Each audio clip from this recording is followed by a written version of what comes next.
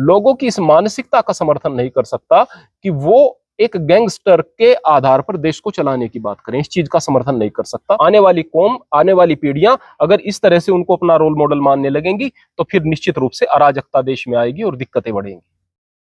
नमस्कार, स्वागत है आप सभी का हिंदुस्तान 24 पर और मैं आप सबके साथ विपिन चौधरी। मशहूर गैंगस्टर लॉरेंस बिश्नोई को हमारे देश भारत में कुछ लोग अपना रोल मॉडल मान रहे हैं, उन्हें हीरो मान रहे हैं।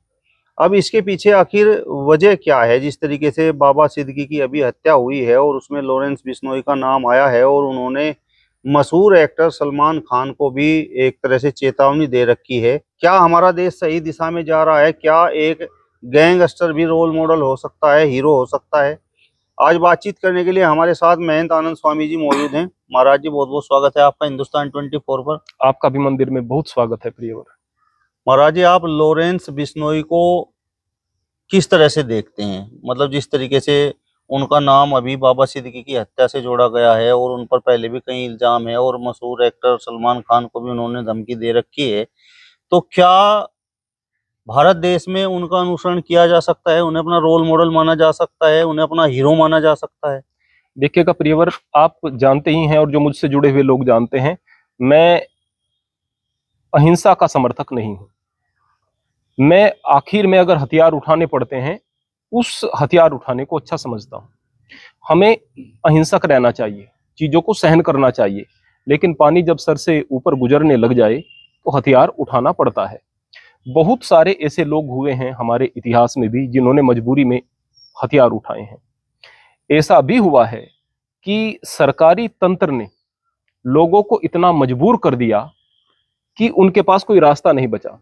अगर वो अपनी गुहार लगाने के लिए पुलिस के पास गए तो उनका शोषण हुआ, अदालत में गए तो उनका जो है तिरस्कार हुआ, हर जगह उन्हें मार खाने को मिली, कहीं से उन्हें न्याय नहीं मिला। मरना उन्हें फिर भी था, रास्ते जीने के बंद कर दिए गए। उस समय उन्होंने हथियार उठा लिया। अब हम बुद्धिजीवी बन करके कहने लगे कि देखो भाई, उन्होंने हथियार उठा लिए, वो आतंकवादी बन गए।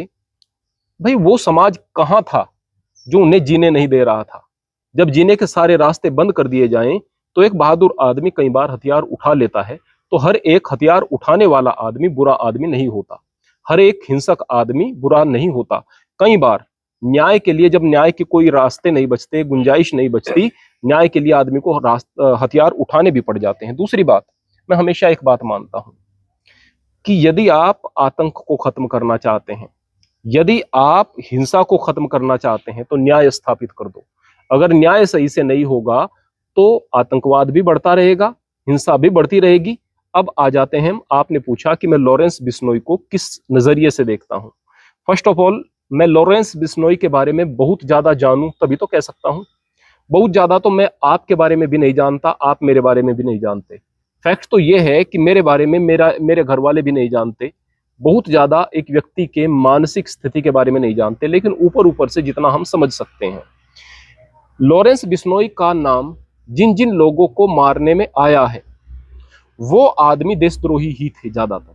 वो आदमी ज्यादातर ऐसे ही थे, ज्यादातर क्या सारे ही ऐसे थे जिनको कहीं ना कहीं आप क्रिमिनल बैकग्राउंड से देखते हैं। निर्दोष आदमियों की हत्या में या इस तरह के हत्याकांड में जहां पर कि बहुत सारे आदमी मर रहे हैं जिनका कोई गुनाह नहीं, या फिर उस आदमी को मारने के चक्कर में जो आदमी बुरा आदमी है, गलत आदमी है, उस आदमी को मारने के चक्कर में निर्दोष आदमी मर रहे हैं, ऐसा अब तक देखने को नहीं मिला। लेकिन फिर भी मैं आपको बता दूं, फिर भी मैं लॉरेंस बिश्नोई का समर्थन नहीं करता हूं। कारण क्या है? कारण यह है कि सरकार ने कुछ सोचकर ही उसको जेल में डाला होगा, और अगर इसी तरह से चीजें चलती रहेंगी, सारी चीजें अपने हाथ में ही हो जाएंगी, तो फिर मामला गड़बड़ हो जाएगा, अराजकता आ जाएगी। कुछ पर्टिकुलर केस में कई बार आदमी को हथियार उठाने पड़ जाते हैं जब रास्ते नहीं होते, लेकिन अगर इस तरह से हम जो है, जो आदमी जेल में बैठे हुए हैं, गैंगस्टर्स हैं, उनके हाथ में कानून को सौंप देंगे तो आने वाले जमाने में, आने वाले समय में बहुत स्थिति खराब हो जाएगी, अराजकता आ जाएगी, देश का अस्तित्व खतरे में आ जाएगा। तो मैं, भावनाएं सही हो सकती हैं लॉरेंस बिश्नोई की, मैं उसकी भावनाओं को नहीं कह रहा कि उसकी भावनाएं गलत हैं, लेकिन लोगों की इस मानसिकता का समर्थन नहीं कर सकता कि वो एक गैंगस्टर के आधार पर देश को चलाने की बात करें। इस चीज का समर्थन नहीं कर सकता। बाकी बिश्नोई समाज, उसकी तारीफ के लिए मेरे पास शब्द नहीं, मैं बहुत सम्मान करता हूं उसका। मेरा सवाल महाराज जी आपसे ये है कि अभी बाबा सिद्दीकी की हत्या हुई है और उसमें लॉरेंस बिश्नोई का भी नाम खूब आ रहा है, आप भी देख रहे होंगे। तो क्या बाबा सिद्दीकी भी देशद्रोही था? जिस तरीके से आपने कहा कि जितने लोगों को उन्होंने मारा है तो वो देशद्रोही थे। अब से पहले जितने लोगों को मैं जानता हूं, उन लोगों के मन में या तो देश के प्रति ऐसे भाव थे जिसमें अलगाव का भाव हो, देश को तोड़ने का भाव हो, या फिर समाज के लिए कुछ खतरा हो। जब से बाबा सिद्दीकी की हत्या हुई है, तब से लेकर अब तक मेरे धार्मिक कार्यक्रम चल रहे हैं और मैं चीजों को न खंगाल पाया न देख पाया। लोगों से सुना बाबा सिद्दीकी अच्छा बंदा नहीं था, लेकिन मैं व्यक्तिगत तौर पर इसकी तहकीकात नहीं कर पाया। इसलिए मैं फिलहाल इस बारे में बयान नहीं दे सकता हूं कि वो बहुत बेहतर इंसान था, खराब इंसान था या कैसा। लेकिन उसके बारे में जितना ऊपर ऊपर से जानकारी मिली है, बाबा सिद्दीकी को बढ़िया आदमी नहीं बताया जा रहा है। सलमान खान के बारे में महाराज जी आप क्या कहेंगे? सबसे पहले मैं आपको बता दूं कि अगर एक आदमी अपनी गाड़ी को शराब के नशे में फुटपाथ पर सोए हुए लोगों के ऊपर से गुजार देता है, तो आप उसे बेहतरीन इंसान नहीं कह सकते। कुछ लोग बेहतरीन इंसान कहेंगे। क्यों कहेंगे? क्योंकि व्यवहार बढ़िया हो सकता है। जब आपके पास बहुत पैसा होता है ना प्रियवर, आप हम्बल भी दिख सकते हो सकता है क्रूर दिखे, लेकिन आप हम्बल भी दिख सकते हो, क्योंकि पैसे की ताकत पर आप हम्बल दिख सकते हो, लोगों का भला भी कर सकते हो, उनकी सहायता भी कर सकते हो। लेकिन कुछ खास मौकों पर आदमी का चरित्र सामने आता है। तो अगर लोगों के ऊपर गाड़ी चढ़ाने वाले आदमी को लोग अच्छा कहेंगे, तो जाहिर सी बात है मैं कहूंगा कि लोगों को अपनी परिभाषाएं बदलनी चाहिए। दूसरी बात, हिरन का शिकार करना, मैं ये नहीं कहूंगा कि काला हिरन था, वो सरकार उस पर रोक लगाए हुए है इसलिए वो गलत किया। अरे भाई, किसी भी जीव को ऐसे मार क्यों रहे हो आप? और विशेष रूप से ऐसे स्थान पर जाकर के जहां किसी की धार्मिक भावनाएं उससे जुड़ी हुई हो। अगर बात करूं मैं बिश्नोई समाज के बारे में, बिश्नोई समाज की सबसे बड़ी खासियत क्या है? उनसे बड़ा अहिंसक दुनिया के अंदर कोई समाज नहीं है। ध्यान रखना, उनसे बड़ा दयावान दुनिया के अंदर कोई समाज नहीं है। वो समाज जहां पर औरतें पेड़ से लिपट गई कि हम इनको कटने नहीं देंगे, ऊपर से औरतों को काट दिया गया कि पेड़ तो जरूर कटेंगे। कटती रही औरतें, कटते रहे आदमी, और पेड़ों को भी अगर प्राण देकर बचाने की कोशिश कर रहे हैं। इससे बड़ी बहादुरी भी कुछ नहीं हो सकती और इससे बड़ी दया का भाव कुछ नहीं हो सकता। अब अगर संभोजी महाराज के विषय में बात करूं, उनके 29 नियम हैं, बिश्नोई जिसकी वजह से इनको कहते हैं। दो कारण है बिश्नोई कहने के लिए कि 20+9 अर्थात 29 नियम इनके हैं, उसको मानते हैं। दूसरा, भगवान विष्णु उपासक हैं, यज्ञ करते हैं। यज्ञ इसलिए करते हैं क्योंकि यज्ञ से जितनी प्रकृति के अंदर दुर्गंध फैलती है, जितना प्रकृति में पर्यावरण जो है वो खराब होता है, कम से कम उतना तो साफ कर सकें, उससे भी ज्यादा साफ हो, सुगंध फैले, जो बैक्टीरिया जो समाप्त हो, जो चेतन जीव हैं उनको लाभ मिले। तो इतनी अच्छी भावना रखने वाला समाज, इतना ज्यादा दया से भरा हुआ समाज, बोले हिंसक हो जाता है। जो आदमी बहादुर है, ध्यान रखना, जो आदमी बहादुर है वो सबसे ज्यादा बहादुर वही हो सकता है जो दयावान है।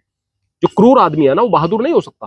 बोले फला आदमी बकरों को काट देता है, मुर्गों को काट देता है, अरे बंधे हुए को काट देता है, वो कमजोर है इसलिए काट देता है।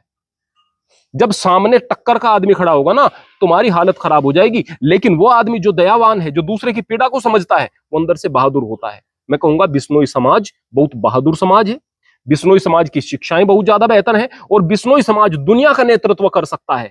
बिश्नोई समाज दुनिया का नेतृत्व क्यों कर सकता है? उस समय संभोजी महाराज ने जिस समय ये बताया कि पर्यावरण खतरा बनने वाला है दुनिया में, क्या आज नहीं बन रहा? क्या पेड़ों की आवश्यकता आज नहीं दिख रही? क्या इकोसिस्टम को सही करने की आवश्यकता नहीं दिख रही? क्या दया की और समता की आवश्यकता नहीं है दुनिया को? जिन चीजों की आवश्यकता थी वो नियम बनाए गए हैं। ऐसे समाज से आने वाला व्यक्ति अगर मन में कोई भावना रखे हुए, किसी के प्रति द्वेष की भावना रखे हुए, तो कुछ कारण ही तो होगा। वहां पर हिरन को अपने बच्चे से बढ़कर मानते हैं वो लोग। उस हिरन को मार दिया गया तो कितने बड़े दर्द उनके अंदर होगा। तो जाहिर सी बात है, एक जीव की हत्या की टीस उसके मन में है ना। एक ऐसे आदमी के खिलाफ है जिसके अंदर मानवता का भाव नहीं। बोले कि वो बहुत सारी ह्यूमन बीइंग वगैरह संस्था चलाता है, अरे भाई चलाते होंगे, पैसा है चलाते होंगे। मानवता तब दिखाई देती है जबकि आदमी कसौटी पर कसा जाता है, विपरीत स्थिति में, जहां पर बार बार सलमान खान जी को असफल पाया गया है। मैं अगर बात करता हूं दूसरे लोग जो हैं बिश्नोई समाज के, वो सारे के सारे आपको शांत मिलेंगे, अच्छी भावना वाले मिलेंगे। और यहां पर अगर मैं लॉरेंस बिश्नोई के बारे में बात करूं तो उसके गुस्से की भी एक वजह है, बगैर वजह वह गुस्से में नहीं है। महाराज जी, मेरा सवाल आपसे ये है कि अभी कनाडा पुलिस का एक वीडियो वायरल हो रहा है जिसमें वो कह रहे हैं, मतलब मैंने भी सोशल मीडिया पर उसे देखा है, मैं ये पुष्टि तो नहीं करता कि वास्तव में ऐसा है, लेकिन जैसा कि मैंने सुना है वो कह रहे हैं कि लॉरेंस बिश्नोई के साथ भारतीय एजेंट मिलकर खालिस्तानियों को टारगेट कर रहे हैं। देखिएगा, उन लोगों के मन में लॉरेंस बिश्नोई का खौफ है, मूल बात यह है, इसलिए वह उलझुल बात कर रहे हैं। अगर भारतीय एजेंट्स को मिलना ही होता तो वो जेल में क्यों डालते, उनको प्रतिबंध लगाने की बात क्यों करते। मूल बात यह है कि उनके मन में खौफ है, वो खालिस्तान को प्रमोट करने की बात करते हैं। खालिस्तान एक ऐसा कॉन्सेप्ट है जो कि हमारे सिख बंधुओं के लिए और हमारे सिख समाज के लिए जहर है। मैं दूसरे देश के लिए, दूसरी चीजों के लिए, देशवासियों के लिए बात नहीं करूंगा, सिख समाज के लिए जहर है। अगर पूरे देश में आप कहें कि पंजाब को अलग कर दिया जाएगा, मान लिया, तो पूरे देश में जो गुरुद्वारे फैले हुए हैं उनको किस तरह से समेटोगे आप। जगह जगह गुरु साहिब का प्रतिरूप, साक्षात स्मेश पिता गुरु गोविंद सिंह जी का, सारे के सारे हमारे पहले गुरुओं का जो स्वरूप है, गुरु नानक देव जी से लेकर के सारे गुरुओं का स्वरूप उसके अंदर समाहित है। हमारा गुरु ग्रंथ साहिब वो जगह जगह प्रतिष्ठित है। कहां कहां से लेकर आएंगे आप। जगह जगह गुरुद्वारों में बेअदबी नहीं होगी क्या। कहां कहां पर कितने बड़े बड़े बिजनेस हमारे सिख बंधुओं के हैं जो कि देश की सेवा कर रहे हैं, किस तरह से समेटोगे। तो ये जो सिस्टम है, ये खालिस्तान का सिस्टम हमारे सिख बंधुओं के लिए ही जहर है।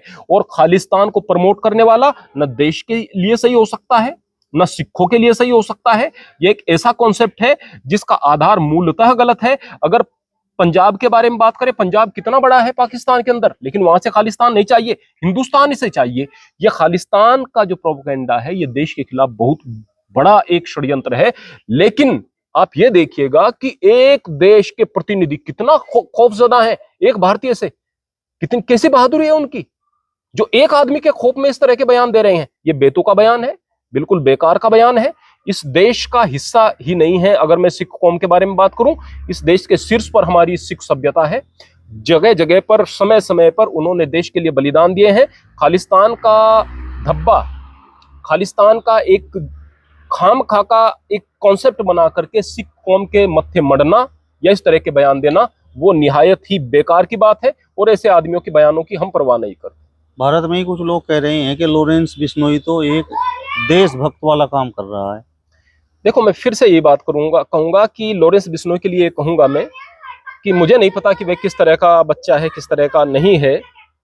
जेल में है तो सरकार ने कुछ देख करके ही उसको जेल में डाला होगा, ऐसा तो नहीं है। फिर तो मैं सारे के सारे कैदियों को सही ही कहूंगा। मैं केवल एक बात कहूंगा कि अगर आपकी भावनाएं अच्छी हैं, लॉरेंस बिश्नोई के लिए कहूंगा, अगर आपकी भावनाएं अच्छी हैं तो अब सारी की सारी उन बातों को भूल करके, जो कि आपके व्यक्तिगत मामले हैं, उन सारी दुश्मनियों को भूल करके बस देश हित के बारे में सोचें और किसी भी प्रकार की हिंसा का अब त्याग कर दें। जो चीजें हैं उसको हमारी सरकार देख लेगी।